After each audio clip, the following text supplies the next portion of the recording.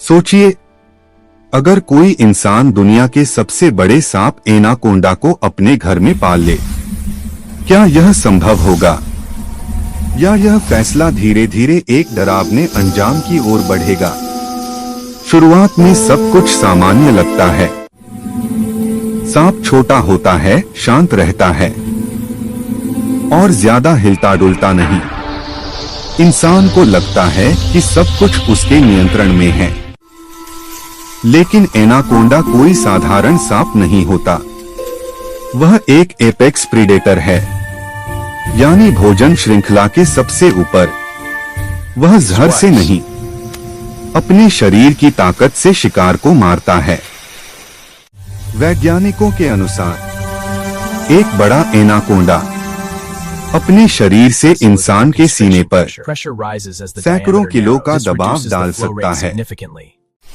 यह दबाव कुछ ही सेकंड में सांस रोक सकता है।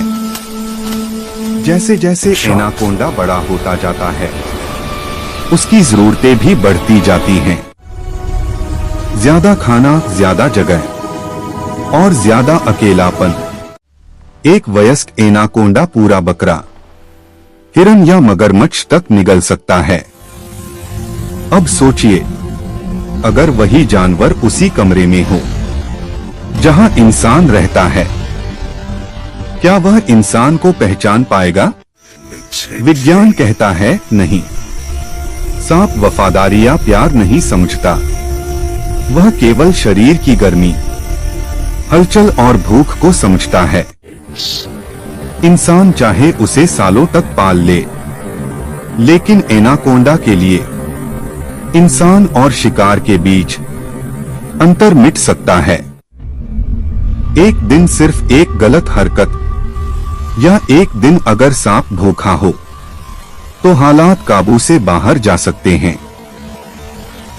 इसीलिए दुनिया के ज्यादातर देशों में एनाकोंडा जैसे जानवरों को पालना गैरकानूनी है।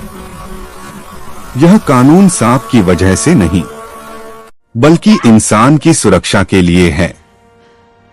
जंगल में एनाकोंडा प्राकृतिक संतुलन बनाए रखता है, लेकिन घर के अंदर वह संतुलन टूट जाता है।